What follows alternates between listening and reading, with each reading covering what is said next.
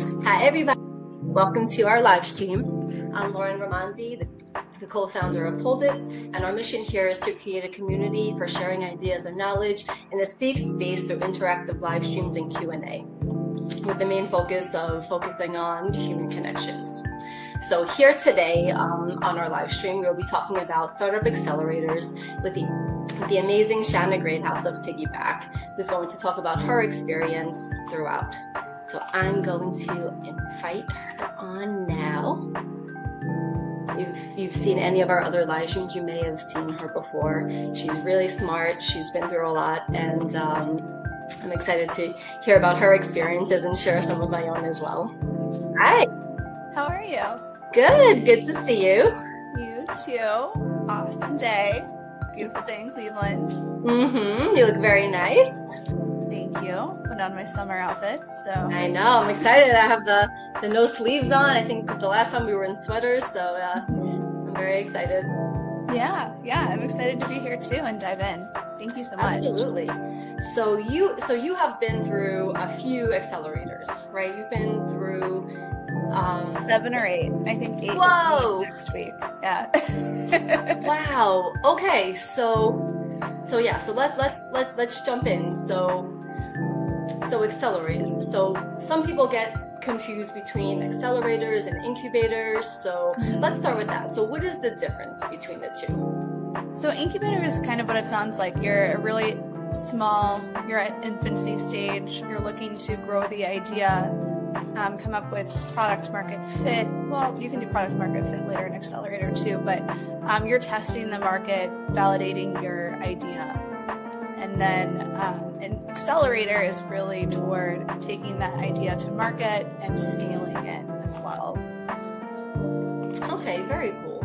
So I know you've been through a few accelerators. Do they offer different things? Because I kind of went through an existing business version of one through the Goldman Sachs 10,000 Small Businesses, and we can talk about that a little bit later, but that was through All Aces, and I know that accelerators tend to be more for startups. So, is there a difference between all the different ones that you've gone to? There are different specializations, I would say. I've been through, for example, National Science Foundation. I've been through actually 2 rounds of the I-Corps program, and that's really about validating the idea. They're really tailored or customized for graduate students who are also doing research. So they go into the very, very, very basics and then expand from there. I went through it twice so that I could get forced to talk to people because I am more introverted. So it was a way to, there's grant money at the end, like a small amount for the I-Corps program, but it forces you to talk to, I think by the end of the program, it was like 120 people. So it's a great motivator. Okay. I've been other accelerators that are just focused on one aspect. So Jumpstart has, which is a Cleveland VC fund. They have one specifically for digital marketing, which is not something I've really been in before. So that was really helpful, going through everything from SEO to video editing to content scheduling. We have a question. What's the ideal time? Let's see. What is the ideal time for you to go to the accelerator route with your startup? Do you need to be VC funded, or is it when you have a production version of your idea that is already in the market? Yeah, I would say for accelerators, it's good to have an MVP. And the MVP doesn't have to be, it can be manual. I say that for like applications. If you have a proof of concept that is more, I'm manually coordinating people. So for Piggyback, the example would be if we had gone this route, we could have manually gone door to door, talking with neighbors, and then bundled that way and then presented them to contractors. That's a good enough MVP, I would say, to go to an accelerator. And then from there, a lot of the accelerators have coders on hand. So like that's nice. Yeah, part of the perks, like for example, Jumpstart just rolled out a software accelerator, and they're doing in-kind funding for actually building out MVPs. So okay, that's interesting. Yeah, it doesn't Okay. have to be as fully baked as you would think. Certainly not VC funded. A lot of people use accelerators as a way to get initial funding, especially if they don't have a deep network for friends and family rounds or angels. Sure. So when you go through accelerators, you have to give up equity, right? Or how does it work? Or Not does necessarily. It depends on the accelerator. Some require it, some don't. Like one of the accelerators we're actually talking to now, so we might be on to number 9, is what you get. You do give up a portion of equity, but they serve as a matchmaker with investors while also having you go through some kind of a business plan refinement session with them. Okay. Yeah, because I was reading that, obviously, in the past I've researched accelerators, just in general, and we've thought about doing it for Pole Did at some point, and, I did read that it seems like almost all of them do have some sort of like an equity type of a thing. Now, is that certain types of accelerators, or is it just unique to the accelerator itself, maybe? It's unique to the accelerators. A lot of them are funded through like the Economic Development Fund. Mm-hmm. So then they're getting government fund to stimulate the economy, and they get funded based on, their output, essentially, how engaged they are with the entrepreneurs, what kind of services they're providing. So the accelerator becomes an extension of that, and it locks in they're getting paid for it too. Like the funding also includes their salaries. So Jumpstart for a long time was that way. Where like for the digital accelerator that I did, digital marketing, it was 7 or 8 weeks. I had great consultants that came in every week and proctored it, and there was no equity involved, and there was no initial payment either. Okay. Oh, very cool. So the goal of accelerators then is to help you expand your idea and to also get funded. Is that correct? Or to at least help you put you in front of investors? Like that's something where like I've kind of seen different things from different accelerators. So so tell us a little bit more about that. It depends on what the accelerator you choose. The one I'm finishing up right now is through Sea Change. It's for social enterprises. It's a really great one. It is actually nationwide, so encourage anyone to take a look at it. Once you need it, it's a lot of repeat curriculum from every other accelerator I've been in, and it doesn't necessarily match you with investors, though at the end there's like a pitch summit that they host. Okay. So that there are investors that are invited, so you could, in theory, there. But for me, it was more about understanding the requirements to confidently say that you're a social enterprise and you're en route to become a B Corp certification for us is what we're looking for in the future. So how rigorous the KPIs have to be. What kind of statistical modeling do you have to do to establish a baseline, if any? And so that was why I chose that one. But other accelerators, they'll match you with investors. There's one I'm doing next week where that's the goal. Okay. Yeah. So I was going to say, so I know there are a lot out there, and I've heard there are kind of some scammy ones too that you really have to look out for, that some of them are just not necessarily worth the time in the association. So, so when you have gone through these and whatnot, what process did you use to vet them? So it's really easy to get really hyped up when you get into them. I would say I had been a founder for like 2.5 months. I went through a process with an accelerator that is a TV show, which I wasn't thrilled with. Oh yeah? Which one? I don't want to say because I don't I want to watch you. We're going to look at you, Shana. No, I didn't actually do it. I didn't. So I decided against it because it did come across as a bit scammy. More for it was an interview value, right? Yeah.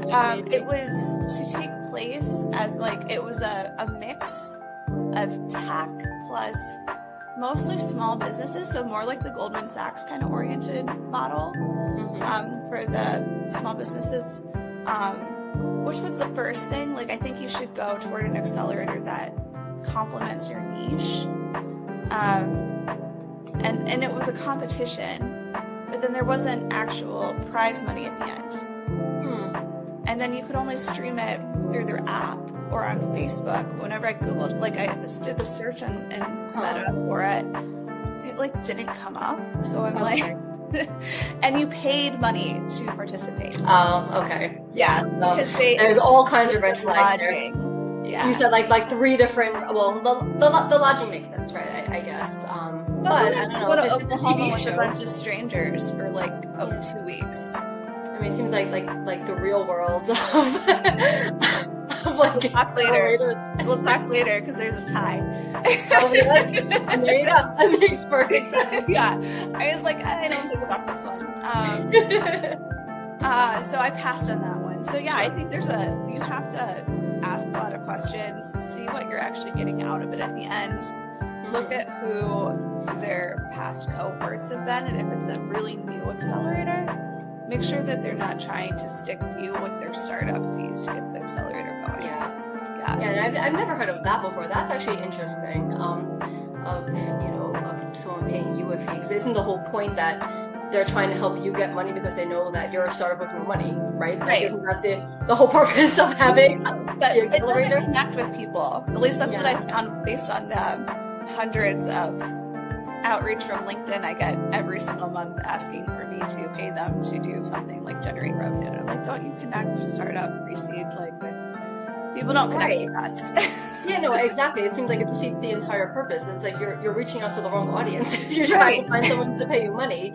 Like, somebody with a startup doesn't have money to give you. They're trying to accelerate their business in order to do that. Oh my goodness, that's so funny.